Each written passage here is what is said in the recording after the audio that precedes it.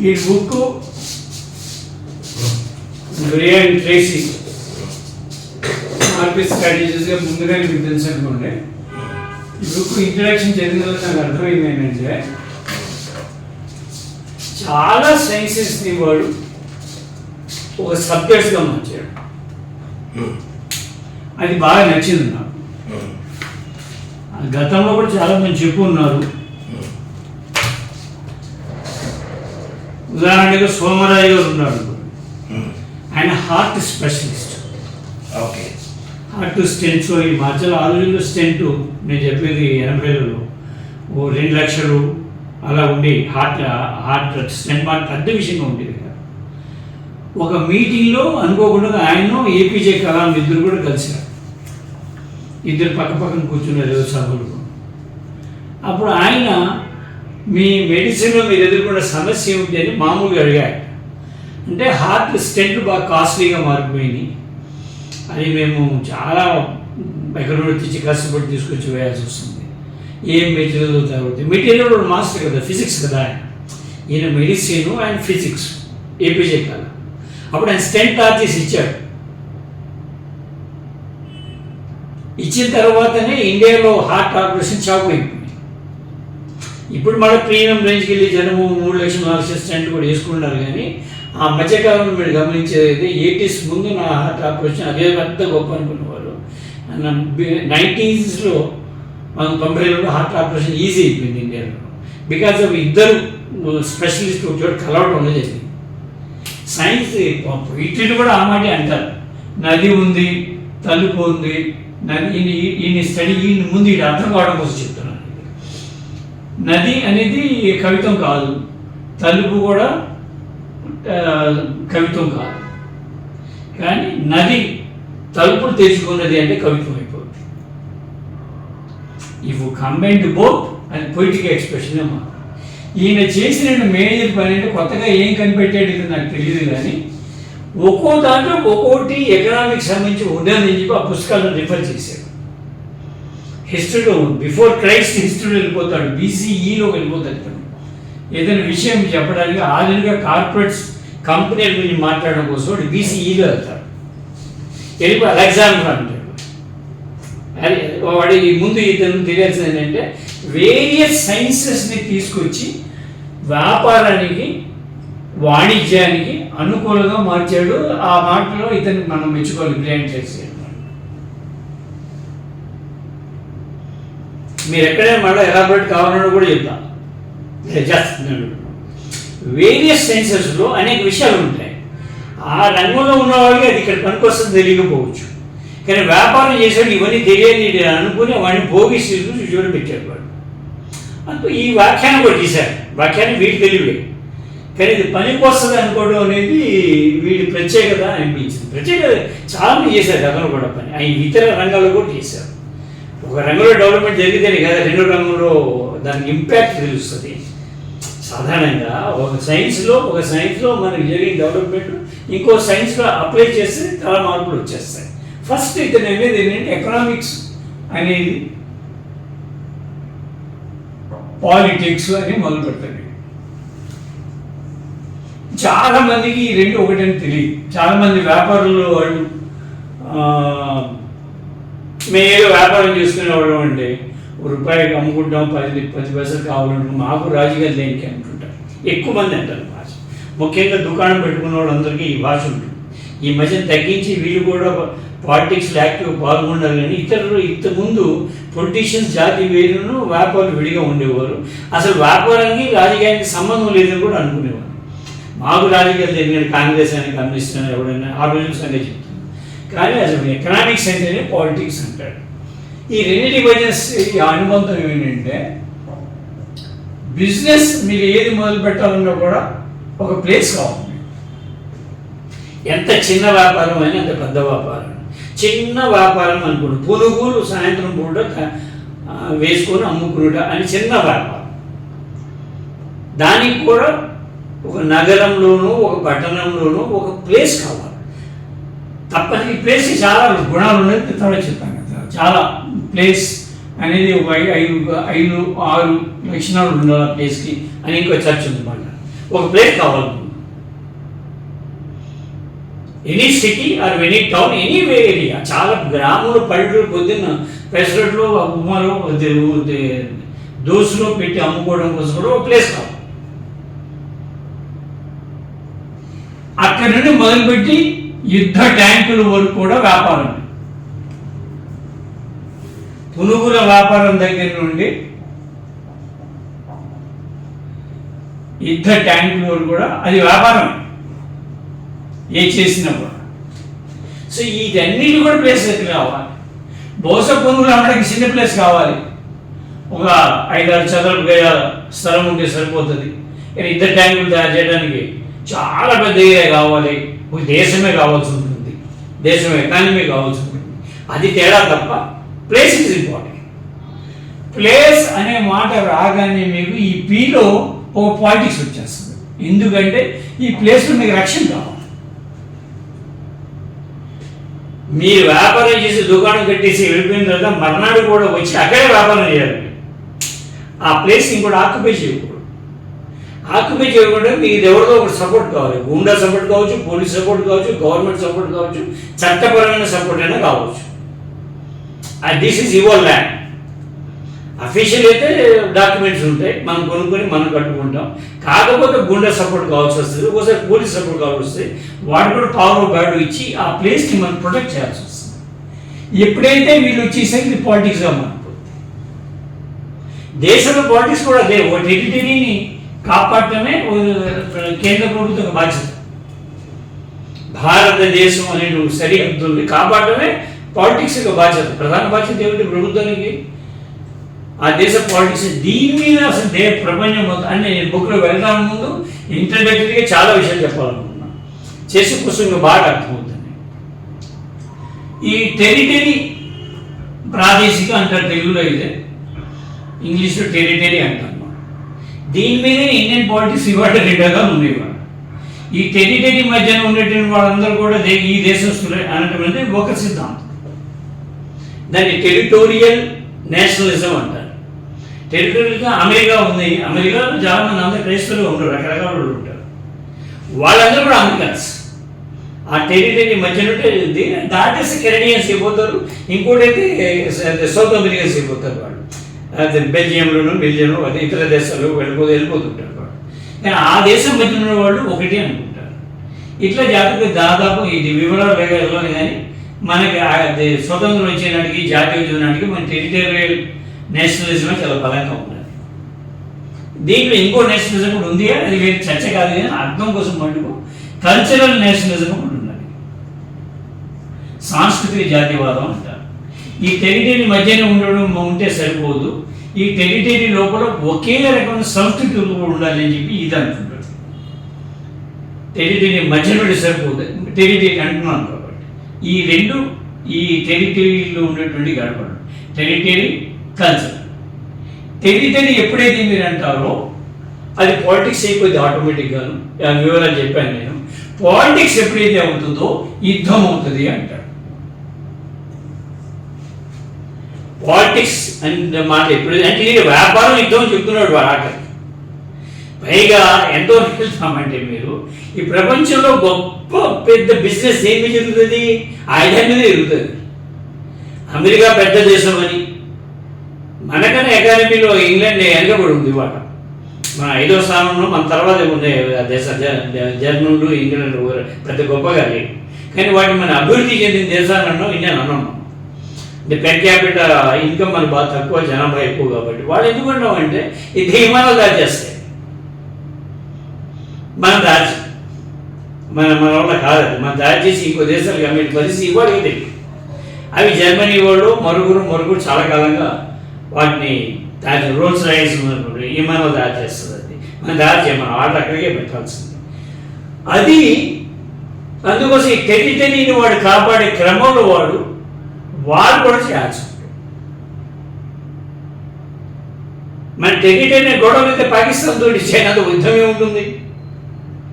పాకిస్తాన్తో చైనాతో గొడవ అంటే మన టెరిటరీ అనే మాట ఉంది కాబట్టి. సో మీరు వ్యాపారం అంటే అది టెరిటరీ, ఆ ప్లేస్ అది సింపుల్ చిన్న అర్థంలో ప్లేస్ అంటున్నాం మనం, కానీ ఇన్ఫ్యాక్ట్ టెరిటరీ అది. ఒకటి ఏంటంటే నీకు చాలా లక్షణాలు ఉంటాయి. ఎందుకంటే ఈ ప్లేస్ ఎందుకు కావాలి మీకు ప్రత్యేకంగా ఇదే ప్లేసు, ఇక్కడ మనుషులు వస్తారు కాబట్టి క్యాచ్మెంట్ ఏరియా అంటాము. వ్యాపారం అయితే క్యాచ్మెంట్ ఏరియా అంటాం. క్యాచ్మెంట్ ఏరియా అనేది రివర్స్ నుండి తీసుకున్నారు ఈ మాట. నదిలోకి నీళ్లు ఎక్కడి నుండి వచ్చి చేరితే ఆ ఏరియాని క్యాచ్మెంట్ ఏరియా అంటాం. కృష్ణ అనేది మహారాష్ట్రలో పుట్టి ఇలా పెరిగి సముద్రంలో కలిసిందనుకోండి కృష్ణ నది. దీన్ని 3 రాష్ట్రాలు పంచుకుంటాయి. ఒకటి ఆంధ్రప్రదేశ్, రెండోది కర్ణాటక, మూడోది మహారాష్ట్ర. ఈ మహారాష్ట్ర చాలా ఎక్కువ క్యాచ్మెంట్ ఏరియా ఉంటుంది, అక్కడ మొదలవుతుంది. ఆ తర్వాత కర్ణాటకలో చాలా ఎక్కువ క్యాచ్మెంట్ ఏరియా ఉంటుంది. కృష్ణాకి వచ్చే నీళ్లు ఇలా వస్తాయి. నీళ్లు రావాలి కదా అందులోకి. ఏ ప్రాంతంలో వర్షాలు ఉంటాయో, ఏ ప్రాంతం ఖాళీ ఉంటుందో, ఏ ప్రాంతం అడిగి ఉంటుందో ఆ ఏరియాని క్యాచ్మెంట్ ఏరియా అంటారు. ఆంధ్రాలో తక్కువ ఉంటుంది, కర్నూలు జిల్లా తప్ప నీళ్లు లేవు. తర్వాత అంతా కూడా మనం పైన వచ్చే నీళ్లు వాడుకుంటాం. దాంట్లో కొత్తగా కృష్ణానదిలో మన నీళ్ళు ఏం చేయలేవి ఉంటాం. క్యాచ్మెంట్ ఏరియా అనే మాట ఇక్కడ తీసుకొచ్చి ఇది కూడా చిన్న లాజిక్ ఏంటుంది దీంట్లోనూ. కానీ ఎక్కువగా నీళ్లు ఆంధ్ర వాళ్ళు ఆడతారు, పై రాష్ట్రాల వాళ్ళు క్యాచ్మెంట్ ఏరియా ఎక్కువ ఉంటాయి. వాళ్ళ కాన్షియస్నెస్ తక్కువ కాబట్టి క్యాచ్మెంట్ ఏరియా గురించి వాళ్ళు మొదట్లో ప్రాజెక్ట్ కట్టుకోలేదు. మొదట్లో ప్రాజెక్ట్ ఆంధ్ర వాళ్ళు కట్టుకున్నారు కాబట్టి కట్టిన ప్రాజెక్ట్ నీళ్ళు ఇవ్వకపోతే బాగుండదని ఎక్కువ నీళ్ళు ఆంధ్ర ప్రాజెక్టుకి కేటాయించారు. అది వేరే సబ్జెక్ట్, కానీ క్యాచ్మెంట్ ఏరియా తెలియడం కోసం చెప్తాను. వ్యాపారం కూడా అంతే, మీకు ఒక తప్పనిసరిగా క్యాచ్మెంట్ ఏరియా ఉంటారు. ప్లేస్ అంటే అదే. ఫలానా చోట సినిమా హాల్ ఉంది, జనం ఎక్కువ వస్తారు, ఈ ఊళ్ళో ఎక్కువ మంది సినిమా హాల్ అవైలబుల్ అది. అక్కడో ఏదో ఫలానా cool drink shop, ice cream, జంతికలు, పకోడీలు అమ్ముడవుతాయి అనేటువంటి అర్థం లేకుండా ఎవరికి క్యాచ్మెంట్ ఏరియా కాదు. బందరోడ్డు రావడానికి జనం భయపడేవాళ్ళు, ఎందుకంటే క్యాచ్మెంట్ ఏరియా లేదు కాబట్టి. అదేదో గవర్నర్పేటకి పరిమితమైందనో, బీసెంట్ రోడ్డుకి పరిమితం ఏమైందనో, ఆయన బీసెంట్ ఎంత రద్దీగా ఉన్నా సరే అక్కడే జనం ఉండేవాళ్ళు. క్రమంగా ఈ ఇతర ఏరియాలు ఊరు పెరిగే కొద్దిను క్యాచ్మెంట్ ఏరియాలు చాలా చోట్ల వచ్చేసింది. ఇప్పుడు పడమట్లో కూడాను బ్రాండింగ్ షాప్, లేకపోతే త్రిశరాజపురంలో కూడా బ్రాండింగ్ షాప్లు వచ్చేస్తుంది, షోరూమ్లు వచ్చేస్తుంది క్యాచ్మెంట్ ఏరియా పెరగడం. సో ప్రోడక్ట్కి అనివార్యంగా ముందు కావాల్సిన క్యాచ్మెంట్ ఏరియా. ఎవరు మనకి వ్యాపారం ఇస్తారు, మన క్లయింట్ ఎవరు, మన వ్యాపారం చేసేవాడు ఎవరు, మనకు వస్తువు కొనేవాడు. వ్యాపారంలో 3 దశలు ఉంటాయి. ఫస్ట్ ఒకటి క్యాపిటల్ పెడతాడు, ప్రొడక్షన్ చేస్తాడు, ప్రోడక్ట్ని తయారు చేస్తాడు, అమ్ముతాడు, సేల్ చేస్తాడు. ఈ అమ్మినప్పుడు మాత్రమే ఈ డబ్బులు వచ్చి కొంత లాభం కూడా వస్తుంది, అనదర్ ప్రాఫిట్ కూడా వస్తుంది. కానీ ఇది అమ్ముడు కాకపోతే ఈ 3 బొక్కే మనకి. ఇన్పుట్ క్యాపిటల్ బొక్కే, ప్రొడక్షన్ కాస్ట్ బొక్కే, ఇది ప్రోడక్ట్ తయారు చేసిన ఫినిషింగ్ ప్రోడక్ట్ బొక్కే, ఇది సేల్ జరిగినప్పుడు మాత్రమే ఉంది. సో వ్యాపారం చాలా ముఖ్యమైనది. కస్టమర్ గాంధీ గారు తెలివిగా చెప్పారు, కానీ ఆయన కూడా గుజరాతీ వాడు కాబట్టి వ్యాపారం అంటేనే కస్టమర్ వాడే దేవుడు అని చెప్పాడు అనుకోండి. కానీ అది కస్టమర్ ఇస్ మెయిన్. కస్టమర్ ఉంటేనే ఈ 3 లీనెస్ అవుతాయి, అది 3 పోతాయి. క్యాపిటల్ పోతుంది, ప్రొడక్షన్ కాస్ట్ పోతుంది, లాభాన్ని పెట్టుకోవాలి, వగరా. ఇది క్యాచ్మెంట్ ఏరియా పెట్టే ముందు ఎక్కడ పెడుతున్నాము, ఎందుకు పెడుతున్నాము, ఎవరు వస్తారని ఆశించి పెడుతున్నాము. ఒక్కోసారి అక్కడ రెడీమేడ్ క్యాచ్మెంట్ ఏరియా ఉండకపోవచ్చు, కానీ మీకు తెలివి ఉండేదైతే ఈ ఏరియా నేను క్యాచ్మెంట్ ఏరియా చేసుకోగలను తెలివి రావచ్చు. ఉదాహరణకి హైదరాబాద్ ఇంతే ఉందనుకోండి. ఆర్బిట్స్ అనేది పెద్ద సెంటర్, హైదరాబాద్కి సూపర్ సెంటర్. నాకు హైదరాబాద్ తెలిసిన రోజుల్లో హైదరాబాద్ వాణిజ్య సెంటర్, అది బెంగళూరులో కమర్షియల్ స్ట్రీట్ అనేది చాలా సూపర్ ఏరియాస్. ఇప్పుడు బెంగళూరు అటువంటి కమర్షియల్ స్ట్రీట్ 100 ఉంటాయి. ఆ రోజుల్లో నేను చెప్తాను, 70 ఇది షోలే సినిమా రిలీజ్ అయినప్పుడు బెంగళూరు వెళ్ళాను. ఆ టైంలో మొదటిసారి వెళ్ళాను బెంగళూరు. అది ఆ ఏరియాలో హైదరాబాద్ ఆఫీస్ లాగా కమర్షియల్ స్ట్రీట్ ఉంటాయి. ఇప్పుడు ఇవాళ అమీర్పేట తర్వాత డెవలప్ అవుతున్నారు. ఇప్పుడు అట్లా అమీర్పేట ఎన్ని డెవలప్ అయిపోయినాయి హైదరాబాద్. 50-60% పైన హైదరాబాద్ 30%. అంటే నగరం పెరుగుతుంది కాబట్టి మనకు ఉండాల్సిన తెలివితేటలు ఏంటంటే ఈ సిటీ ఎలాగో ఇలా వచ్చేవాళ్ళు ఈ సెంట్రల్ అద్దె కట్టుకోలేదు కాబట్టి ఇక్కడ సెంటర్ చుట్టూ సెటిల్ అవుతుంది కాబట్టి ఒక్కో సెంటర్ని మనం చూసుకొని క్యాచ్మెంట్ ఏరియా చేసుకొచ్చేందుకు వ్యాపారానికి స్ట్రాటజీ ఉండాలి. కొత్తగా వచ్చినప్పుడు సెంటర్ ఆఫ్ ది హైదరాబాద్లో పాత వాళ్ళు ఉంటారు. మీరు అక్కడ ఆస్తి కొనలేదు, శివారు ఉన్నటువంటి ప్రాంతంలో అద్దెలు తక్కువ ఉంటాయి, భూమి రేటు తక్కువ ఉంటుంది. అక్కడ జనం ఏమవుతారు, వలస మైగ్రేషన్ ఇక్కడే చేరుతారు. కూకట్పల్లి ఇలాంటి ఏంటి ఒకనాటి ఇదే కదా, హయత్ నగర్ ఏంటి ఒకనాటి మైగ్రేషనే కదా. ఇవాళ ఈవెన్ దిల్సుఖ్ నగర్ కూడా మైగ్రేషన్ పాయింటే కదా. అన్నీ కూడా జనం చేరడం వచ్చింది. ఇంతకుముందు దిల్సుఖ్ నగర్ ఏముంది, బస్ స్టాండ్ ఊరి చివరి ఉండేది కాదు. ఇది కాశ్మీర్ ఏరియా ఉన్నదాన్ని చూడటము, భవిష్యత్తు చూడటం, దీన్నే స్ట్రాటజీ అంటాం. ఇది మొత్తం బుక్లో వాడు చెప్పదలుచుకున్నారు. ప్రతి దానికి కూడా మీకు వ్యూహం ఉండాలి, ఒక వాస్తవం తెలిసి ఉండాలి, దాని గతం తెలిసి ఉండాలి, భవిష్యత్తు ఏం కాబోదు తెలుసుకుండాలి. గతం తెలియడం కూడా ఈజీయే, సులభంగా దొరుకుతుంది. మనం కొంచెం రీసెర్చ్ చేస్తే గతం కూడా దొరుకుతుంది. అది ఇప్పుడు ఏంటి వర్తమానం అనేది మనకి ఇప్పుడు ఉన్నది ప్రజెంట్ ఎలాగో తెలుస్తుంది, పాస్ట్ మనం స్టడీ చేస్తే తెలుస్తుంది. కానీ ఫ్యూచర్ అనేది ఒక స్ట్రాటజీ మీకు ఉంటే మనకి కానీ అర్థం కాదు. బిజినెస్ కావాల్సింది స్ట్రాటజీ, ఇంపార్టెన్స్ అది అంటాడు. ఈ రెండు దాదాపు లేమని కూడా అర్థం. బంగారు రోడ్డు వ్యాపారం బాగా జరుగుతుంది అనే మాట కొత్తగా ఎవరు చెప్పక్కర్లేదు. కానీ బంగారు రోడ్డు షాప్ తీసుకోవడం కూడా కష్టం కావచ్చు. కాదు, కొంచెం ముందుకెళ్తే రింగు రోడ్డు డెవలప్ అయిపోతుంది, రావణపాడు రోడ్డు అక్కడ ఏరియా వస్తుంది. ఇప్పుడు గాయత్రి నగర్ అనేది మనం ఊహించాను, అలా అవుతుంది ఊహించి ఎవరో కానీ ఊహించుంటాడు కదా, ఎవరికైనా వచ్చుంటాడు. బెన్ సర్కిల్తో ప్రపంచం ఎన్నిపోయింది అనుకున్నా కానీ ఒక 2 వీధులు దాటితేనే కదా గాయత్రి నగరు. అంత దూరం వచ్చి రోడ్డు 6 కిలోమీటర్ రాడా అనుకుని ఎవడో అనుకుంటాడు. అది పెద్దది అయిపోయింది. పిటికల్పేట అనేది చాలా తక్కువ స్థాయి వాళ్ళు, తాళ్ళు నేసేవాళ్ళు ఉండేవాళ్ళు అక్కడ పిటికల్పేటలో. పెరిమినేని క్లినిక్ రోడ్ అంటారు కొత్తగా, దాని యాక్చువల్ పేరు దాన్ని పిటికల్పేట. అది పెద్ద కమర్షియల్ సెంటర్ అయిపోయి లలిత జ్యువెలరీ, ఇంకేదో జ్యువెలరీ వగేరా వచ్చేసింది. కానీ ఎవడో ఊహించి ఉంటాడు బండి సర్కిల్ అంతా ఫిల్ అయిపోయిన తర్వాత జనం ఇటు ఎక్స్టెండ్ అవుతారు అని. విజయనగరపురం అనేది మన కళ్ళ ముందు పెరిగిన ఏరియా కదా. మేము హైదరాబాద్ బెదవాడ వచ్చిన కొత్తలో దుర్గమ్మ వెనకాల అనేది తక్కువ చూపుగా చూసేవారు. బ్రాహ్మణ వీధి లాస్ట్, ఆ తర్వాత ఇక కొండ, ఆ వెనక అనేది దుర్గమ్మకి వెనక కదా అని చెప్పేసి ఇప్పుడేమో 3 ప్రాంతాలు ఏవో వచ్చేసింది. ఇప్పుడు అప్ టు ఇబ్రాహీంపట్నం వాళ్ళు చాలా అది ఎవరు చూస్తారు వాడే చచ్చినడికి ఎక్స్టెండ్ అవుతుంది ఇది దారి అని చెప్పేసి. That is a. Next what అనేది ఎప్పుడూ మీకుండే థ్రెట్, అదొకటి తెలియాలి. యుద్ధము అనేది వ్యాపారంలో ఎప్పుడు ఉండే థ్రెట్ అప్పుడప్పుడు కనిపిస్తుంది, అప్పుడప్పుడు కనిపించదు. ఎందువల్లనంటే ఒక డెఫినేషన్ ఉంది. నిజానికి ఇప్పుడు ఎకనామిక్స్ విడిగాను పొలిటికల్ సైన్స్ అని ఎకనామిక్స్ అని మన పాఠ్య పుస్తకాల్లో కాలేజీల్లో యూనివర్సిటీలో విడిగా చెప్తారు. కానీ బాగా ఇంటెలెక్చువల్స్గా ఉన్నటువంటి వాళ్ళు పొలిటికల్ ఎకానమీ అంటారు, కానీ 2 విడిగా చూడతారు. చెప్పడమే పొలిటికల్ ఎకానమీ అంటారు. పాలిటిక్స్ వేరు, ఎకనామిక్స్ వేరు ఉండవు. ఇండియా ఉక్రెయిన్తో సంబంధం, రష్యాతో కలవాలా, ఉక్రెయిన్తో కలవాలా, అమెరికాతో కలవాలా? జనరల్గా మొన్నటి అందరూ ఏమనుకునేవారంటే ఇండియా అమెరికా పక్షం ఉంది మోడీ గారు వచ్చిన తర్వాత అనుకున్నారు. అందరూ అనుకున్నదే ఆ అభిప్రాయం. నెహ్రూ గారి రోజుల్లో రష్యాకి దగ్గరగా ఉండేది ఇండియా. ఈయన వచ్చిన తర్వాత అమెరికాకి దగ్గర కావడం మొదలుపెట్టారు. ఇండియా అమెరికా సంబంధాలు బాగున్నాయి అనుకున్నారు. కానీ ఎప్పుడైతే యుక్రెయిన్ వార్ జరిగిందో అమెరికా సడన్గా ఇండియా ఇచ్చి రష్యా పక్కన చేరిపోయింది.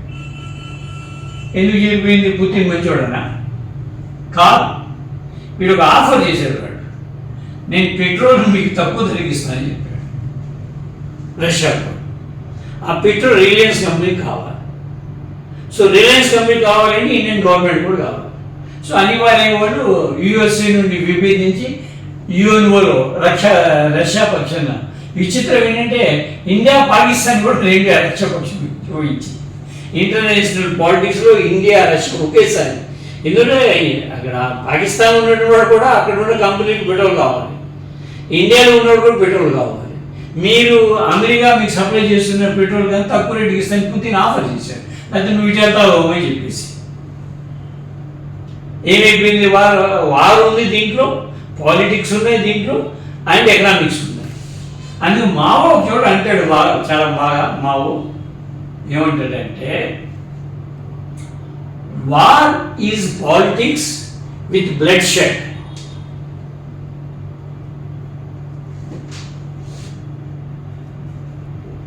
War is reverse.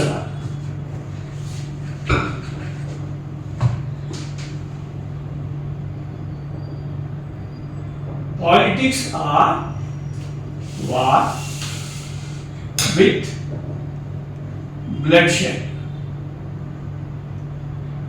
రక్తపాత సహిత యుద్ధమే రాజకీయ, రక్తపాత సహిత రాజకీయాలే యుద్ధం. While politics are again war without blood.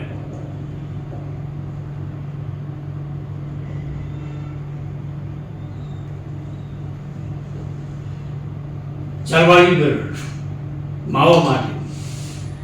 రాజకీయాలంటే రక్తపాత సహిత యుద్ధం, అంటే రక్తపాత సహిత రాజకీయాలు. రాజకీయాలు అంటే రక్తరహిత యుద్ధం.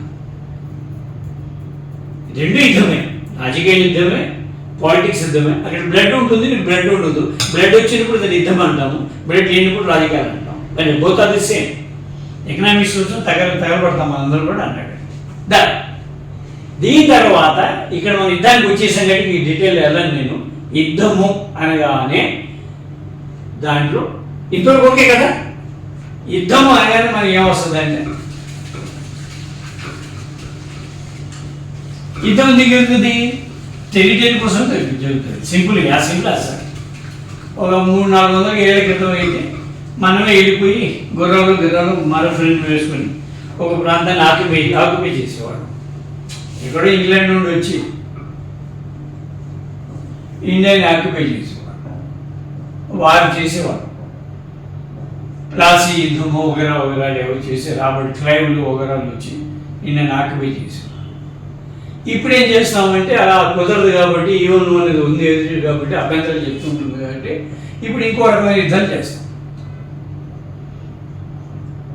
ఈయన ఒక అభ్యంతరం లేదు, కొన్నిసార్లు అభ్యంతరం ఉన్నా సరే పాలస్తీనా ఇజ్రాయెల్ మధ్య యుద్ధం ఉంది కదా, ఈయన ఒక అభ్యంతరం ఉంది కానీ ఆయన కూడా తెగించి చేసేస్తుంటారు. యుద్ధమే ఆ రోజుల్లో ఈ రోజుల్లో కూడా. ఇప్పుడు కొత్త పద్ధతి ఏంటంటే గ్యాట్, వరల్డ్ ట్రేడ్ ఆర్గనైజేషన్ వచ్చేసిన తర్వాత యుద్ధం లేకుండానే ఇతర దేశాలు ఎంటర్ అయిపోతాం. మన ప్రోడక్ట్ తప్పనిసరిగా వాడు తీసుకోవాల్సి ఉంటుంది. సో ఇది ఆ రోజు రాబర్ట్ క్లైవ్ మరొకడు వచ్చి ఇండియాని నేరుగా పరిపాలించింది వాళ్ళ ఎకానమీ కోసమే. గ్యాట్ ద్వారా మన దేశంలో సరుకు ఇంపోర్ట్ చేసి ఇక్కడ డబ్బు తీసుకోవడం కూడా వాళ్ళ ప్రయోజనం కోసం. రెండుకి క్రమబద్ధీకరణ తప్ప యుద్ధం అనేది తీసేసేది తప్ప.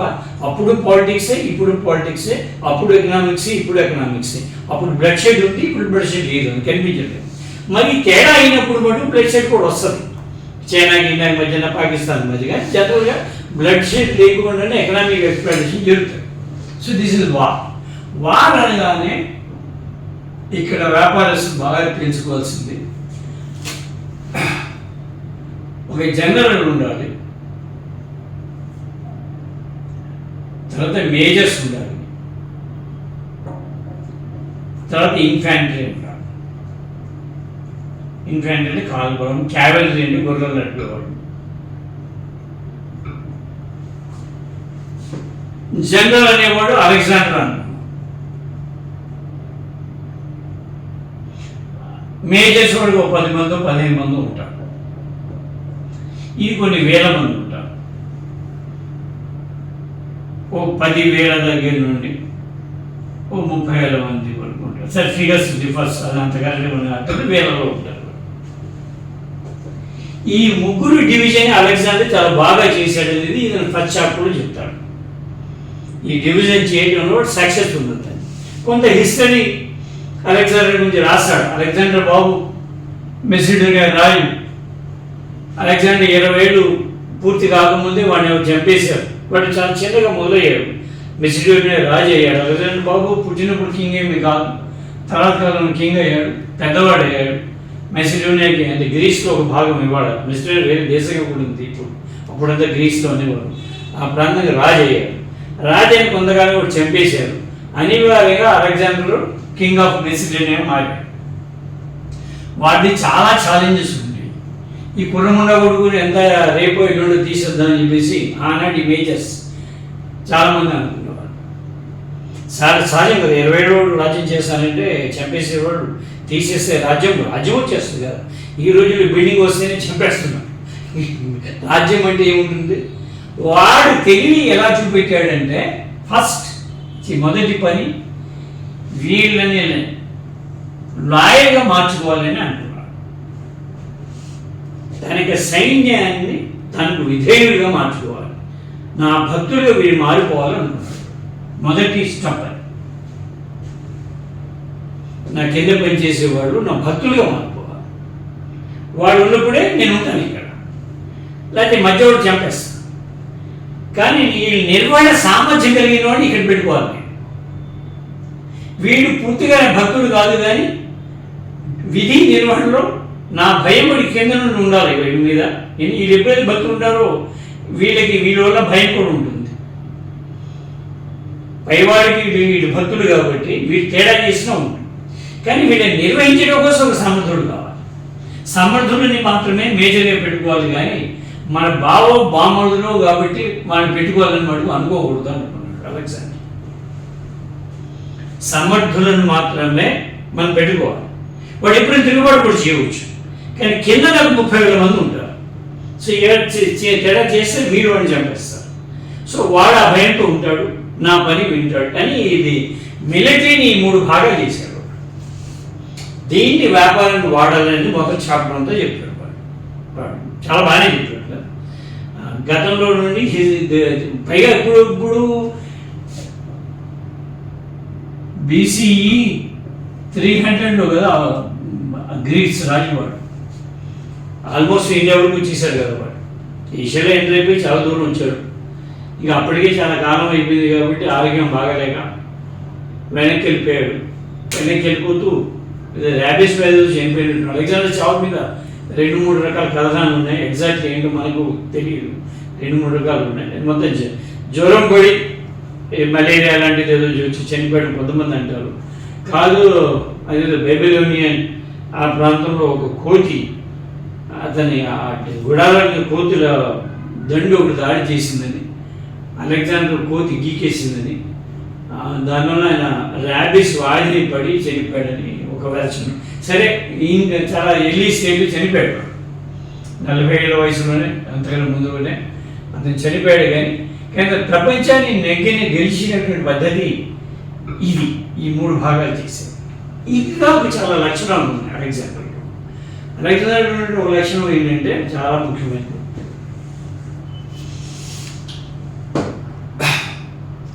ఒక స్ట్రాటజీ ఎలా ఉండాలి, ఏంటి పాసిబిలిటీ, గోల్ ఎలా ఉండాలి. గోల్ ఇప్పుడు కూడా ఎవరికైనా సరే అందరికీ తెలుసది. మనం ఉన్నదానికన్నా ఇప్పుడున్న స్థితి కన్నా పెద్దగా ఉండాలనేది ఎవరికైనా గోల్ ఉంటుంది. ఎవరికైనా భూమి మీద మీరు నేను అని తేడా లేకుండా ప్రపంచంలో ఉన్న ప్రతి వ్యక్తికి కూడా తాను ఉన్న స్థితి కన్నా కూడా బెటర్ పొజిషన్ వెళ్ళాలని ఉంటుంది. చాలా బెటర్ పొజిషన్ ఎలా కూడా ఉంటుంది. పెద్ద కళలు కానండి అని చెప్పి అంబేద్కర్ దాని కూడా చెప్పుకున్నాను. కళలు కంటే ఎలా కనేది కళలన్నప్పుడు పెద్ద కళలే కళండి అని చెప్తారు.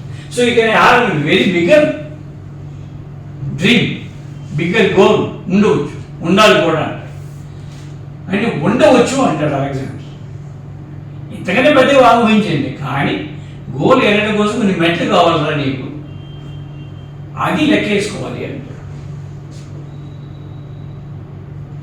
జస్ట్ కళకంటే మాత్రమే కాదు, ఆ కళని సాకారం చేసుకోవడం కోసం ఒక స్టెప్ బై స్టెప్ ప్రోగ్రాం ఉండాలి. ఏది సాధ్యము, ఏది అసాధ్యము, అందరూ అసాధ్యం అనుకునే దాన్ని సాధ్యం చేసుకోవడం ఎట్లాగా. కొన్ని ఇంపాసిబుల్స్ ఉంటాయి, కొన్ని టాస్కులు చాలా ఇంపాసిబుల్ ఉంటాయి అంటే, కానీ అనివార్య దాదాపు దాడి తీరాలి కదా. మంచి కథ ఒకటి ఉంది, టాల్స్టాయ్. ఇద్దరు చెల్లెళ్ళు అన్నదమ్ములు, అంటే తెలుగులో కొంతమంది ఇద్దరు కూడా అన్నదమ్ములుగా ట్రాన్స్లేట్ చేశారు. ఒకడు నేను ఒరిజినల్ ఇది ఇద్దరు అక్క చెల్లెలుగా చెప్పారు. వాళ్ళ ఇంటి మీద దాడి జరుగుతుంది, ఒక ఇంటి మీద.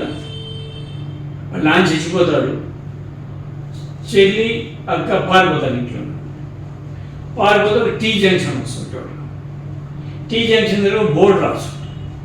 ఆ బోర్డు మీద ఏముంటుందంటే, మీరు కనుక కుడి వైపు వెళ్తే ఒక ప్రశాంతమైన జీవితం దొరుకుతుంది.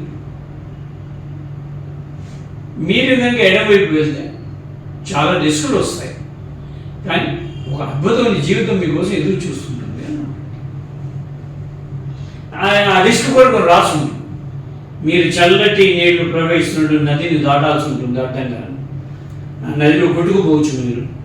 ఒకవేళ నది దాటిన తర్వాత కూడా అక్కడ ఒక ఎలుగుబండి ఉంటుంది, దానికి 2 పిల్లలు ఉంటాయి. ఆ పిల్లలు ఒక పిల్లని ఎత్తుకుని వెళ్ళిపోవాలి, కొండెక్కేయాలి ఎత్తుకొని. అది ఎక్కేయగలిగే సాహసం ఉంటే ఒక రాజ్యం కూడా మీకు వస్తుంది. ఈ గొడవతో వద్దు అనుకుంటే ప్రశాంత జీవితం ఇటుకున్నాను. అక్క ఇటు పోతుంది, చెల్లి ఇటు పోతుంది. నేను రిస్క్ చేస్తాను. చెల్లి అభిప్రాయం అంటే మన బయలుదేరిగా తీసుకుంటుంటే, మా ఇంటి మీద దాల్చి మా నాన్న చెప్పేస్తే మనం ప్రాణభయంతో వచ్చాం. మనం కొత్తగా ప్రాణాన్ని భయపడేది ఏమిటి అని మొదలు పెడతాం. అమ్మాయి థింకింగ్. మా నాన్న చంపేస్తే కదా మన పార్కు వచ్చినాం. అలెగ్జాండర్ అలాగే ఆలోచించారు. ఆల్రెడీ మా బాబుని చంపేశారు. So death is eminent. నా కోసం 24 నిమిషాలు 24 గంటలు నా వెనకాల డెత్తే ఉన్నది. కొత్తగా డెత్ పోతే నేను భయపడుతుంది దీనికి. నేను పుట్టింది చావులో కదా. సో కొత్తగా ఎవరు చంపేస్తారని కాదు, వాడే ఇంకా బాగుంటుంది తర్వాత. అలెగ్జాండర్ వెళ్ళిపోతే ఇది అమ్మాయి అదేదో నది ఉంటుంది, బాగా చల్లటి నీళ్ళు, మంచు కొండలు, దాంట్లో ఈత కొడుతుంది, గడ్డగడ్డి పోతుంది, అటే వెళ్తుంది. అక్కడ 2 ఎలుగుబంటి పిల్లలు కనపడతాయి, దూరం ఎలుగుబంటి కనపడుతుంది. పిల్లల్ని ఎత్తుకుని వేగంగా కొండెక్కేస్తుంది. ఎలుగుబంటి రాలేకపోతుంది. కొండెక్కగానే అక్కడ ఎలుగుబంటి ఆ పిల్లల్ని తీసుకొచ్చిన వాళ్ళని ఆ దేశం రాణిని చేయడం కోసం కొంతమంది ఎదురు చూస్తుంటారు. అదొక సెంటిమెంట్ వాళ్ళ. సో ఈ అబ్బాయి ఆ దేశం రాణి. ఓ 10 ఏళ్ళు 15 ఏళ్ళు 20 ఏళ్ళు వచ్చిన తర్వాత ఆ దేశం ఇంకోటే కూడా దర్యాప్తు చేస్తుంది. అప్పుడు ఆ అమ్మాయి ఆ కోటను వదిలేసి గుర్ర మీద పారిపోతూ ఏదో ఊళ్ళో వెళ్ళిపోయి, ఒక గ్రామంలో వెళ్ళిపోయి, ఒక ఇంట్లో దూరిపోతుంది. సో యాక్సిడెంటల్లీ ఆ ఇంట్లో ఉన్నటువంటి మనిషి ఈ అమ్మాయి అక్కే.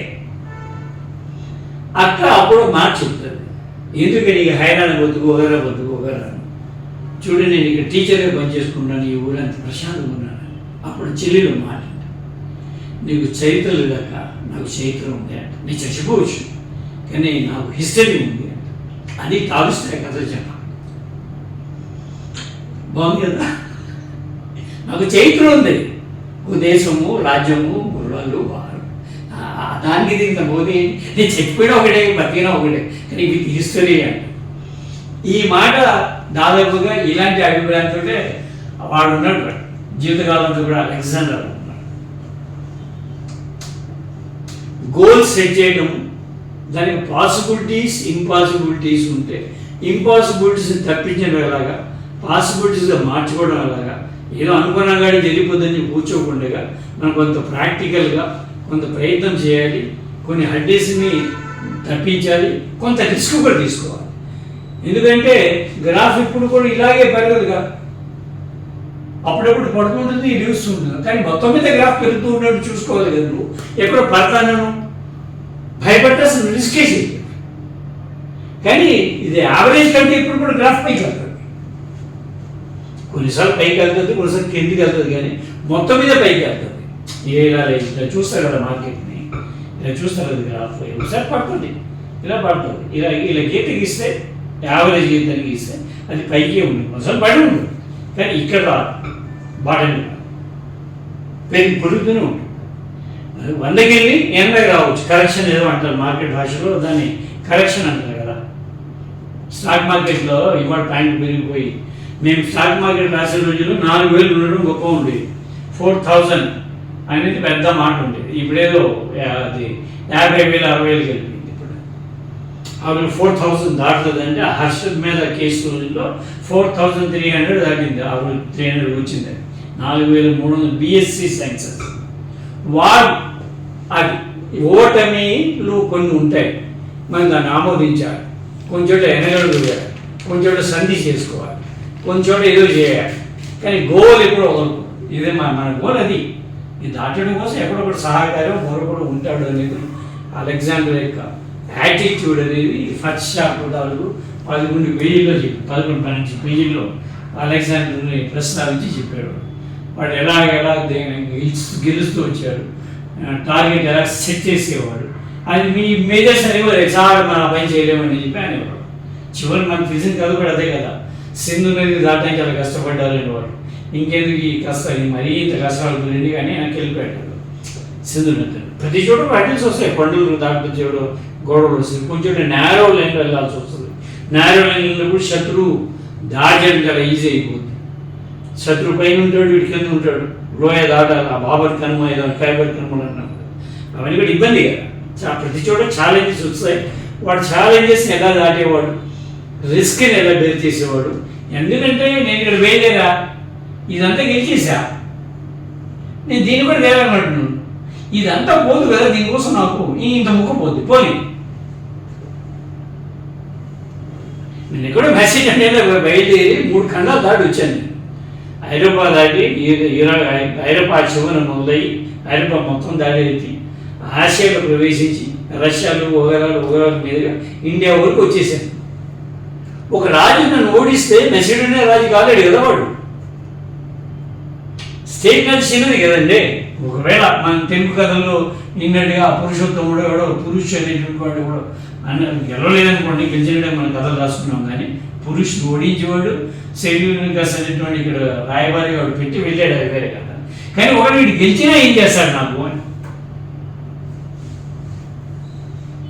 అంతే కదా. ఒక యుద్ధం నాది ఓటమి, కానీ 100 యుద్ధాలు గెలిచేస్తున్నాను. ఇవి ఇంకో పాట పోతే మన లేదు సంధి కోసం ఈ భాగంగా నేను వాడు ఇవ్వాల్సి వస్తుంది. ఈ రిస్క్ తీసుకునేవాడు, ఇది వాడు తెలుసండి. ఈ రిస్క్ తీసుకువచ్చే సలహా ఎప్పుడు ఏ మేజర్ కూడా ఇవ్వడు. తంటాడు కాబట్టి రాజు సారి ఓడిపోవచ్చు సార్ యుద్ధంలో, వాడు ఓడిపోతున్న అలెగ్జాండర్కి తెలుసు, ఈ చెప్పలేడు ఓడి. వాడికి ఎలా పోయి నమ్మడానికి ఇది ఉంది. దీన్ని నేను ప్రెసెంట్ కాంటెస్ట్ తీసుకొచ్చి చెప్తాను. అదేంటంటే ఫోర్డ్ కంపెనీ యజమాని ఉన్నాడు కదా, గెరాల్డ్ ఫోర్డ్. వాడు చాలా చిత్తమైన వాడు కూడా చాలా మామూలు మనిషిగానే పైకి వచ్చాడని చెప్తారు. చాలా చిన్నగా మొదలై చాలా పైకి వచ్చాడని చెప్తుంటారు చాలామంది. Ford automobile king of USA కాదు, ఇప్పుడు అగ్రికల్చర్లో వాడే టాప్ వాడు. IRRI అంటారు కదా, ఇంటర్నేషనల్ రైస్ రీసెర్చ్ ఇన్స్టిట్యూట్ అని. మన స్వామినాథన్ వీళ్ళందరూ డైరెక్టర్లు పనిచేసింది అది వాడితే ఫోర్డ్ కంపెనీ. మనం అసలు అనుకోము ఆటోమొబైల్ వాడే అగ్రికల్చర్లో ఉన్నాడు. వాడికి విషయం అర్థమైంది రెండో ప్రపంచ యుద్ధం తర్వాత. ఏం అర్థమైందంటే, ఒరే మన ఆటోమొబైల్ ఒకటే సరిపోదు, ఈ ఇండియా వాళ్ళు కార్ని అంత ఎక్కువ వాడరు. అప్పటి సంగతి వాడు మార్కెట్. ఇండియా వాళ్ళందరూ కూడా అగ్రికల్చర్లో ఉంటారు. సో అంచేత అగ్రికల్చర్ కోసం ట్రాక్టర్లు, ఎరువులు, మందులు అవి మనం తయారు చేసి సప్లై చేస్తాం. ఇండియాలో అగ్రికల్చరల్ ఫీల్డ్ సెక్టర్ మన చేతిలో ఉంటుందని అర్థమై వాడు వేరే దేశంలో ఫిలిప్పైన్లో IRRI అనే సంస్థ నెలకొల్పాడు. అంత తెలియని వాడు ఏం చేశారు తెలుసా, అంతకుముందు గొడవ ఏముందంటే క్యాపిటలిస్టులు వర్సెస్ వర్కర్స్ అని కూడా ప్రపంచవ్యాప్తంగా ఉండేది. అమెరికా చాలా ఎక్కువ ఉండేది. మేడే అమెరికాలో జరిగింది. మేడేలో జనాన్ని చంపేయటం అమెరికా జరిగింది. వీడు ఈ గొడవ ఉన్నంతకాలం మన ఇబ్బందులు ఉంటాం. నైతికంగా యజమాని అనేటువంటి ఇబ్బందులు ఉంటాడని ఆయన ఒక విషయాన్ని గమనించాడు. వాడు సడన్గా ఒక రోజు ఏం చదివి వర్కర్ ఏం చేస్తుంటాడు, వాడు $5 కూలీని, $5 కూలీని, లేదా $8 కూలీని $10 చేయమంటుంటాడు. అదే కదా అడిగేది వాడు. 1970s వాడు సడన్గా ఏం చేశాడంటే ఇది $10 కాదురా మీకు పిచ్చి మూడొకటి $50 మీకు చేస్తున్నాను మీకు. ఎందుకంటే పనిదినం కావాలని కదా గొడవ చేస్తే సార్ 8 hours వర్కింగ్ డే కావాలని కదా మీరు అక్కర్లాగే నాకు 6 గంటలే పనిచేయండి అక్కర్లేదు. ఇంకో 2 రోజులు తీసేయండి, శని ఆదివారాలు మీకు సెలవు, వీకెండ్ 5 days ఏ వీక్, రోజుకి 6 గంటలు, వారానికి 30 గంటలు పనిచేయండి అని చెప్పేసి అప్పుడు ఇవాళ అడగడానికి ఏం లేదు. వర్కర్స్ బికెమ్ లాయల్, అది అలెగ్జాండర్ చేసింది అంటే ఈ వర్కర్స్ కూడా విధేయులైపోతారు కదా. ఎందుకంటే పనిదినం కోసం చికాగో నగరంలో గొడవలు చేసి చచ్చిపోయేటువంటి వర్కర్లు నేను జీతాన్ని ఊహించినట్టుగా 3-4 రెట్లు నేను పెంచుతాను రా. ఏమా $2 $10 పెంచమంటే ఏంటి మీరు అర్థం లేకుండా నేను కాదు. మీ శాలరీ 4 to 5 times పెంచేస్తారు, మీ వర్కింగ్ టైం 4 to 5 times తగ్గించేస్తారు. So workers became loyal to. ఎప్పుడైతే వర్కర్ లాయల్ అయిపోయాడు ఇక ప్రపంచం చేయిస్తాడు. ఇక వాడు ఫ్యాక్టరీని మెంగలేదు కదా. నేను ఆర్డర్ తెచ్చుకున్న తర్వాత వస్తువు తయారు కాకపోతే డిమాండ్ తీస్తాడు వాడు. కమిట్మెంట్స్ ఇంటర్నేషనల్ కమిట్మెంట్ దెబ్బతింటాయి. నేను పెద్ద అగ్రిమెంట్ మీద సంతకం చేసుకొస్తాడు అనుకోండి మ్యానుఫ్యాక్చరర్, అంతే కదా. సడన్గా ఏదో నేను ఆటోమొబైల్ ఉన్నాను కాబట్టి ఆటోమొబైల్ ఎగ్జాంపుల్ చెప్తున్నాను. ఒరిస్సా స్టేట్లో హెల్మెట్ కంపల్సరీ చేశారు నేను ఉండగా. తర్వాత ఆంధ్రాలో చేశారు కానీ ఒరిస్సా అంతగా ఎఫెక్టివ్గా చేయలేదు ఇక. సో రాత్రి విపరీతమైన డిమాండ్ అది. ఏదో 10 హెల్మెట్లు ఆ బాక్సులు ఉంటాయి కదా, 10-12 హెల్మెట్లు. ఆ బాక్స్ ఆర్డర్ పెట్టేవాడు పోయి ట్రక్కులు ఆర్డర్ పెట్టేవాడు వచ్చేసారు. అంటే హెల్మెట్ అనేది ఒక 5-6 ఏళ్ళు ఒకసారి కొని వస్తుంది, టీవీలా కాదు. ఒకసారి కొంటే ఇంకా మనం 10 ఏళ్ళు దాని గురించి ఆలోచించక్కర్లేదు కదా. హెల్మెట్ రోజు కొని వస్తుంది కాదు. సో ట్రక్కులతో చేయడం మొదలుపెట్టారు. ఈ ఆర్డర్ బుక్ చేయడం ముందు ఓనర్ ఏం చేయాలి, ముందు తన వర్కర్ని లాయల్గా మార్చుకోవాలి. ఎందుకంటే ఆర్డర్ బుక్ అయిన తర్వాత సప్లై కాకపోతే కంపెనీ చచ్చిపోతుంది. పైగా ఇంటర్నేషనల్ ఇది మనం ఒక దేశంలో లెక్క చెప్తున్నాం. మనం విదేశాల్లో వాడి ప్రోడక్ట్ నుంచి ఏదైతే నేను సోన్సర్ డేట్ని నీ కారు నీకు డెలివరీ ఇస్తాను, నీకు 10,000 కార్లని అని ఆర్డర్ బుక్ చేసిన తర్వాత తన ఫ్యాక్టరీ స్ట్రైక్ చేసి ఏమైపోద్ది. మనమే చెప్తాం రోల్స్ రాయిస్ రేట్ ఎంత వాడని చెప్పడానికి ఎదురు దేశస్తుడు నీకు అనివార్యంగా రోల్స్ రాయిస్ కారు కొనడానికి మైండ్ సిద్ధపడ్డావు. అంత పాపులారిటీ నేను తీసుకొచ్చాను మార్కెట్ దాన్ని. సో కొని తీరాను. There is no option for you. So నాకున్న గడపడి ఏంటంటే నా 10,000 కారు తయారైపోవాలి అనుకున్నట్టు. అది ప్రాబ్లం తప్ప బ్రాండ్ రాదు. ఇంకో మార్కెట్లో ఇంకో దిగిపోతాడని భయం నాకు లేదు. కానీ ప్రొడక్షన్ దగ్గర దెబ్బతినకూడదు. బెంచ్కిను రోల్స్ రాయిస్ ఎవరు ఆడికి పోటీ తయారు చేసింది ప్రపంచ మార్కెట్లో. హోండా వాళ్ళు అంటారు వాడు కూడా అదే కొడుకు 4-5 బ్రాండ్లు ఉంటాయి కదా. వాళ్ళ బ్రాండ్ అంటే ఏముంటాయి, 5-6 బ్రాండ్సే ఉంటాయి అంతే కదా. మీద ఏ దేశంలో తయారు చేయదు కదా. ఏ దేశంలోనే అసెంబ్లీ చేసుకోవాల్సిందే తప్పను. 4-5 దేశాలు మాత్రం అదే. మనకు తెలిసిన బ్రాండ్ ఏమిటి, టాటా బెంజ్ గారు ఆడి అనేది ఈ మధ్య వింటున్నాం అనుకోండి. ఇంతకుముందు వేరే పేరుతో ఉండేది, కంపెనీ పేరు వేరే కదా. అది వోక్స్ వ్యాగన్ కూడా కదా ఆడి గారు కూడా. అయితే అలాగే రోల్స్ రాయిస్ లండన్లో రావాలి, ఇంకో చోట ఫోర్డ్ కూడా రావాలి. తర్వాత జపాన్ వాళ్ళు పెరిగిన తర్వాత సుజుకీలు అవి వచ్చింది. ఇవే కదా 5-6 దేశాలు తయారు చేస్తారు ప్రపంచంలో. జర్మనీ స్టాప్, తర్వాత యూఎస్ఏ వాళ్ళు, ఇప్పుడు జపాన్ వాళ్ళు అందుకున్నారు. 5-6 బ్రాండ్లు. సో 5-6 బ్రాండ్లకి 300 దేశాలు ఆర్డర్లు వస్తాయి. బ్రాండ్స్ 5-6 ఉంటాయి. కానీ వీళ్ళ పెద్ద సమస్య అంటే సప్లై రిలీజ్ కాకపోతే ముందు అనుకున్న 3 పీలు కూడా దెబ్బస్తాయి కదా. సేల్ అనేది కాకపోతే ఈ పీస్ అనేది దెబ్బస్తాయి కదా. సో అంచెగా వాడు ఏం చేసి ఇన్సైడ్ ప్రాబ్లం లేకుండా చేసుకోండి, స్ట్రాంగ్ ఉండాలి అని. ఆ మాట అలెగ్జాండర్ నేర్పాడు ప్రపంచానికి. యుద్ధం గెలవాలంటే ఇన్సైడ్ బలంగా ఉండాలి అని. సైన్యం నేను భక్తులుగా ఒక దేవుళ్ళ చూడాలి, సైన్యం నీకు భక్తులుగా మారిపోవాలి. అది వాళ్ళ సక్సెస్ స్టోరీని ఎగ్జాంపుల్స్ ఇస్తాడు. ఇవాళ